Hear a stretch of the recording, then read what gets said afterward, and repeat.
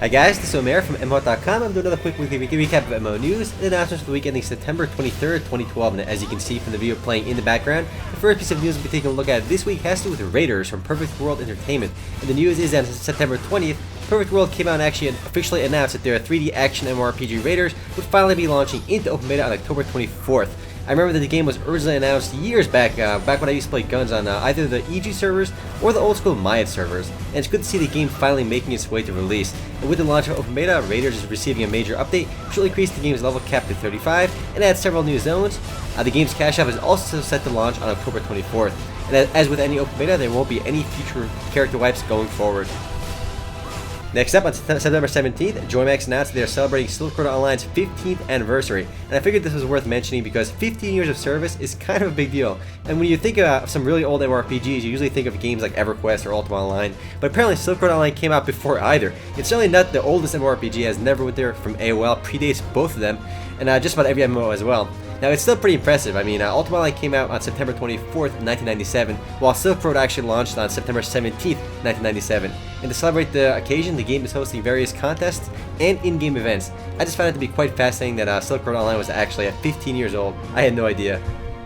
Up next, on September 18th, Gravity Interactive launched an update for Dragon Saga titled The Worlds Collide, which opens a new portal to the Ragnarok town of Geffen in Dragon Saga.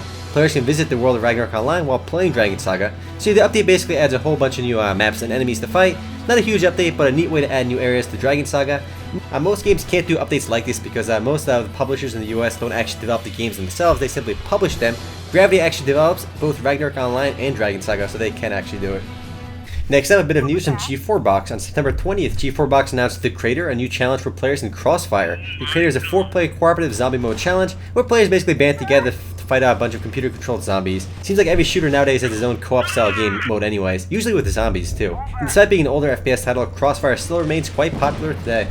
And this is the actual official trailer for the Creator game mode. Too bad it's actually a pretty deuce trailer because you can't really see much.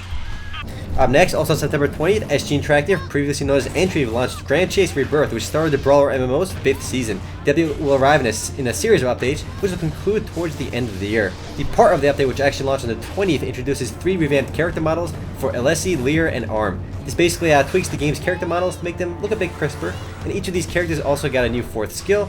While all characters in the game received the hybrid attack / mana pool mechanic previously belonged only to Asin. Also including the update is a revamped user interface in dungeons and a slightly tweaked drop rate to make it easier to find gear.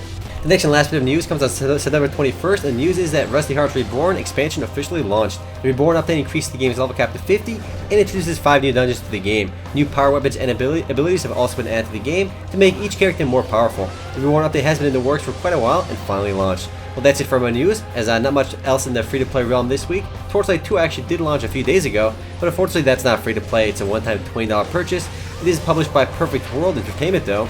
I hope Runic Games, the guys behind Torchlight, make a free-to-play Torchlight MMO in the future. I do remember reading about them working on a game like that, but it was put on pause to work on Torchlight 2 instead. I suspect that we will see a Torchlight MMO in the future, especially since Perfect World actually bought Runic Games like last year. But they'll definitely be pushing for a free-to-play game. Anyway guys, that's it for MMO news and announcements for the week ending September 23rd, 2012. Now if you want to read about or learn more on any of these mentioned in this video, simply head over to MMOHut.com/news. If you want to discuss anything in this video, simply head over to MMOHut.com/forums. Anyway guys, this is Omer, signing